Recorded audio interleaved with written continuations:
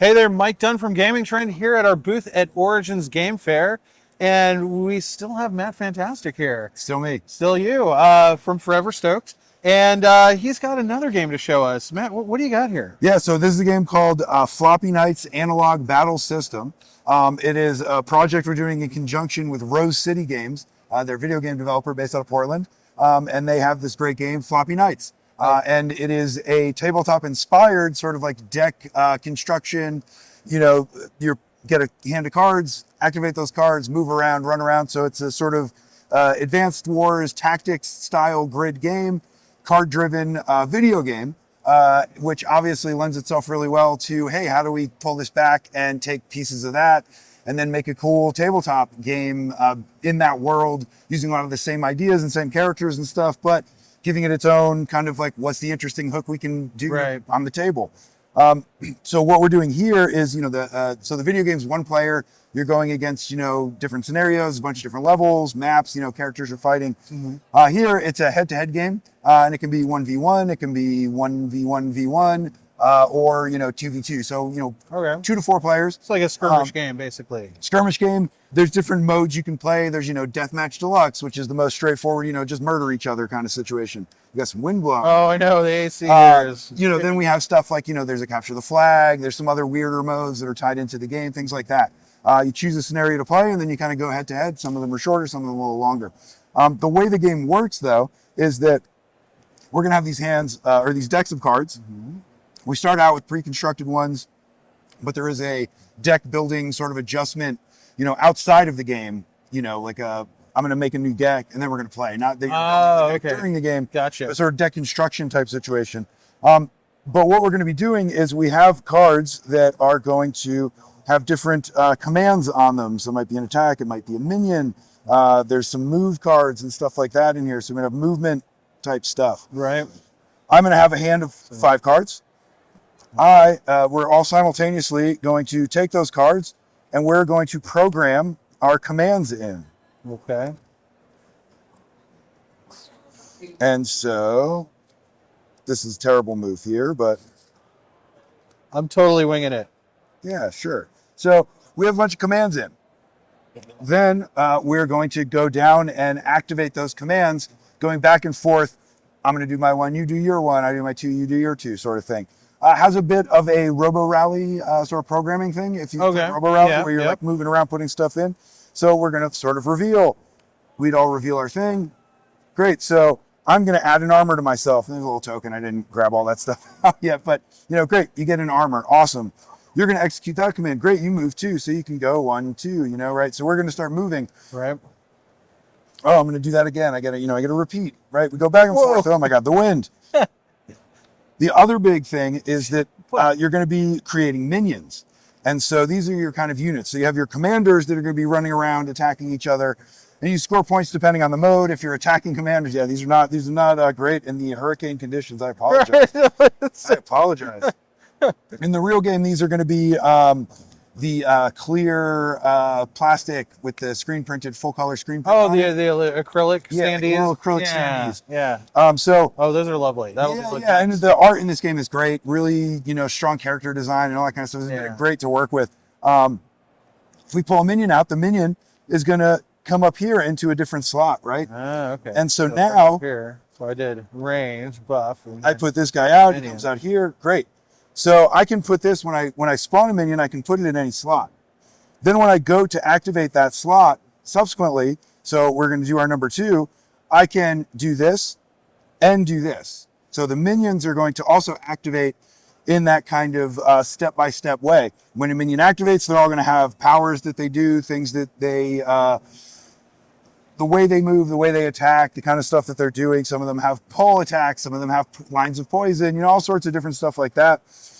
Execute all that, and then depending on the mode, you're going to be scoring points, you know, blowing stuff up, and, you know, somebody's going to win eventually. Okay. So, what are these chips for? These are for the commander. Once a round gets like a bonus attack that they can do for free without having to do a thing. And these are our commanders right here. These are commanders. Big Mad and Sparko. Yep, those are commanders from the game. Everybody has, you know, special abilities. You know, as you can see, this is clearly the final version of the prototype. Nothing is crossed certainly, out yes. or written in Yeah. by hand. No, nothing at all. But, you know, so Sparko, you can have extra minions. Big Mad can move in these big straight lines and push people around.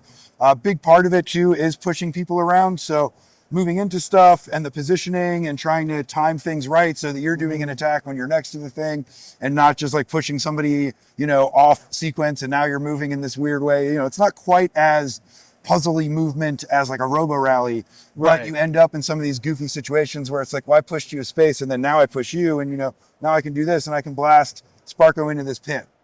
Well, yeah, take no, damage. it's like it's kind of like Shovel Knight, right? Yep. Like I'm sure Floppy Knights is there's a lineage there. I'm Yeah, sure. yeah. Floppy Knights is great. I mean, if you haven't checked out the video game, it's really, really cool. Fantastic. I was a fan of it before we were approached to work on this project. Oh, So, you know, it's excellent. definitely like wait, those guys want to do a thing? Yeah, Of course we want to do a thing. Yeah, of course. Yeah, so really, you know, great to work with them. And, you know, they have just great art, super talented, you know, background stuff. So for us, it's been, you know, just this really great process. And they're really engaged in it too, which is fun. Because, you know, sometimes we do a lot of like licensed stuff and And they're you just might be checked dealing out, with right? well, not even necessarily checked out. It's just, it's a big company, right? And Right. they're like, well, the guy that's approving the Mickey Mouse thing is not necessarily the biggest Mickey Mouse fan, right? Or he might be, but it's not, you know, it's not the same level. Whereas these guys are game designers. Yeah. And so we're not just, hey, do you approve this thing? It's, hey, like, what do you think about this? Yeah. And they're coming back with like great notes and they're playing it and their kids are playing and they're like, oh, my kid has. So thinks there's this, a lot you know. more collaboration. It's a much more collaborative, like team effort. And it's been, you know, it's just really, really cool to work with people that are really talented game designers in like such an adjacent space. Yeah. Right. So there's Yeah. a lot of stuff where it's like these really great ideas that like we maybe wouldn't have thought with because we're stuck in our like, you know, tabletop box and we're like, well, what Right. about this? And it's like, oh, wow. Well, you know, we obviously, you know, we cover video games Yeah, too. yeah. So like one of the things that we really like to kind of shine a light on is just how similar the two different types of games are, right? Yeah. And that's why I love seeing where those two worlds collide, right? And this is a perfect example. Well, awesome. So when what's the timing on this? Is this going to come to Kickstarter Yeah, or so crowdfunding? this is going to be coming to Kickstarter. Okay. It is going to be launching late August is Okay. the plan date. We're going to be doing a big sort of splash at PAX West. So, nice. It's Portland, you know, Seattle. So they're there. Makes sense. They have a big presence for their stuff. So we're going to be, you know, doing a splash there at their booth and showing it off. We're going to be having the Kickstarter live during PAX West. Excellent. And, you know, this stuff's going to be also up on Tabletop Simulator and things like that. And there's, you know, because basically a game like this, you know, the systems is the big picture stuff, but then there's the like, should that be a 2 or a 3? You know, is Right. this power a little too Right. much or a little too weak? Or, oh, this one, oh, yeah, actually this card, we got to get rid of this one. Yeah. So we're going to be continuing to do that. That's the stage we're at now.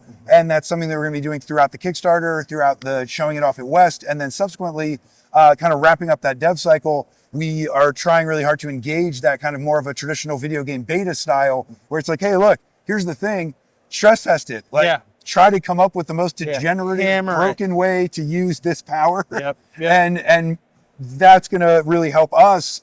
And it's a great way to engage with their community and our community and kind of like get everybody's notes on it. And, you know, like it's going to make the game much better. And it's sort of a fun way to engage everybody and get them in the mix and, you know, hear what they're thinking and, you know, what is exciting to fans of the property. Right. Yeah. No, and PAX is the perfect place to do that. Yeah. Right? I mean, PAXs are great. I mean, I love Origins, but I also love PAX. Oh yeah, absolutely. Well, great. That's awesome. So definitely keep your eyes peeled for this in August when it comes to Kickstarter. And if you're going to PAX, hit up the Forever Stoked booth. No, the Rose City Games. Rose City Games. Hit up the Rose City Games, the developers of the video game. Yes, exactly. They'll have it at their booth, and you can take it for a spin. Yeah, awesome. Well, thanks for showing it to us, Matt. Thanks so much for having me. Yeah.